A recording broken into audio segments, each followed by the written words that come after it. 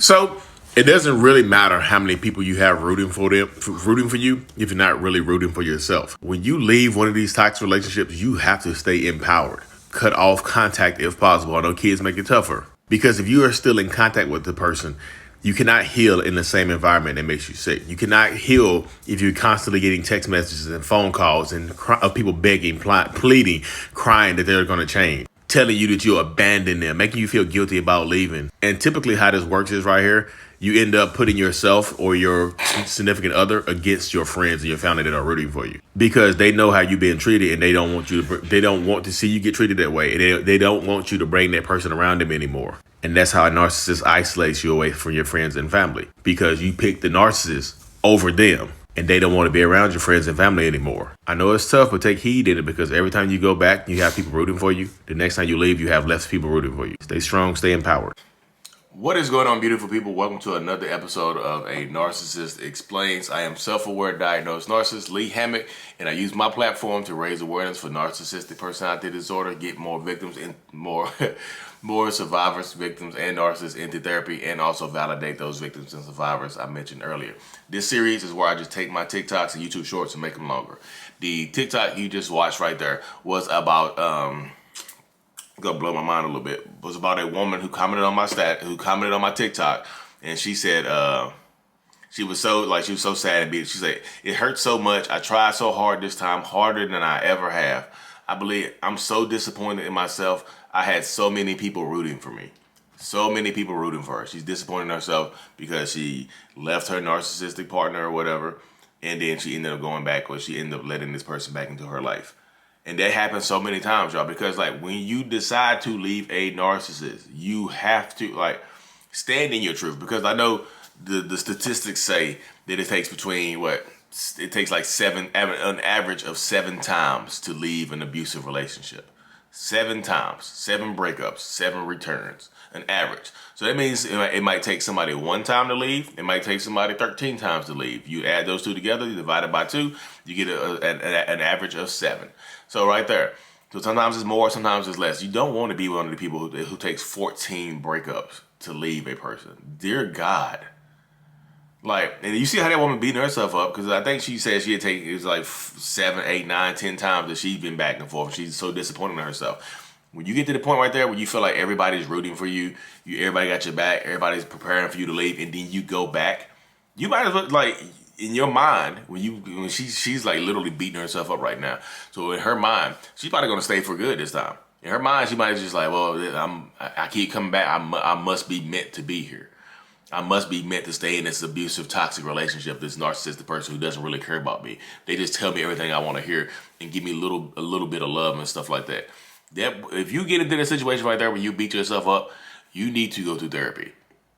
Point blank, period. You can talk to me, you can talk to any kind of narcissistic person or whatever, but you need to go through therapy because you have some issues that you have to work through because you keep going back to this person for a reason. You know this is toxic. You know there's no point in being in this relationship other than the feeling good here and there, but you keep going back to it.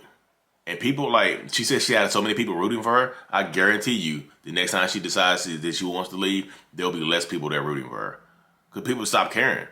Your friends and stuff like that will start turning on you. And that's, and like I said in that video, that's how the isolation by a narcissist, that's how it begins right there.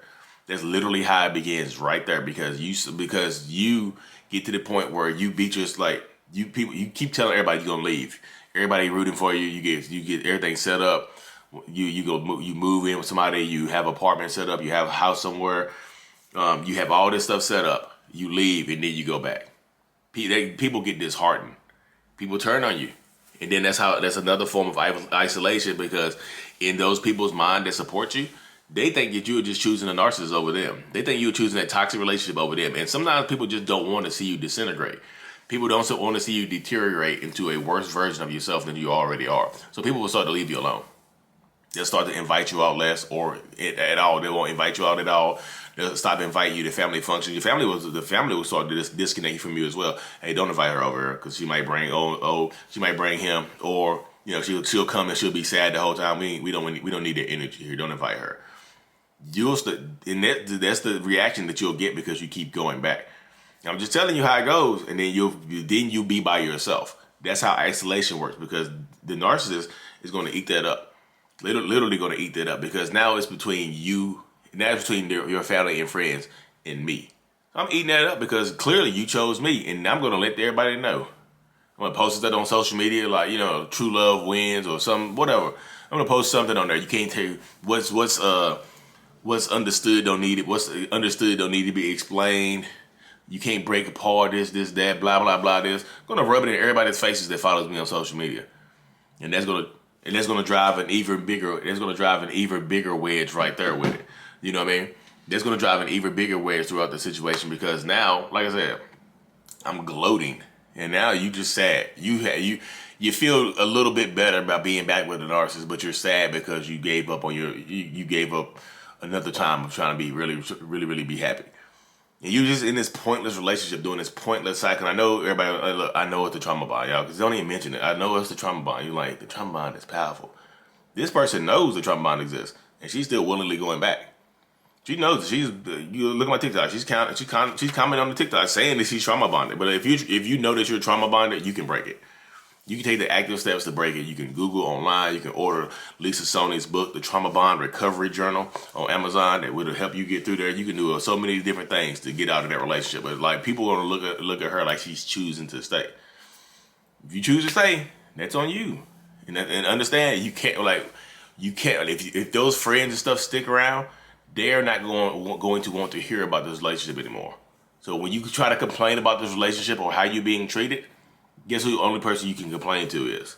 Either yourself, you can keep it in, or your narcissistic, toxic, relationship partner, husband, wife, whoever it is. You have to, you want to complain to them. If you complain to them, they're not going to hear it. They're going to shut you down. Look, shut up. You chose to stay. You chose to come back. You need to shut up. Clean slate. And every time you forgive a narcissistic person, it's a clean slate. It's clean slate forgiven. You cannot bring up the issues of the past, because if you came back in here, the narcissist is under the impression that there's complete, utter, total forgiveness. You cannot bring up a grievance about something that you had in the past, because that's been forgiven because you walked back through that door. You allowed that narcissist to walk back through that door. So take heed and all this stuff, y'all, because I'm telling you 100%. It doesn't matter how many people are rooting for you if you're not really rooting for yourself. That's why when you leave, you have to cut contact with these people if possible. There's no reason, like, if you can talk through attorneys, talk to attorneys. You can talk through a mutual friend, talk to a mutual friend to get stuff settled and separated and things like that. Kids, I know kids is a whole different story, but if you are, if you're in a situation and you're talking, like, literally, I'm just telling you straight up how it is. You have to take your power back and stand in your truth, because if you don't, you're going to be lonely, you're going to be sad as hell for a very, very long time, and you're not going to live the life you want to live. Point blank, period. Take your power back, stand in your truth, and really, really stand in it. All right? Anyway, y'all, thank y'all so much for tuning in to another episode. I really, truly appreciate every single one of y'all. Like and subscribe for more. Mental Illness is out. Peace.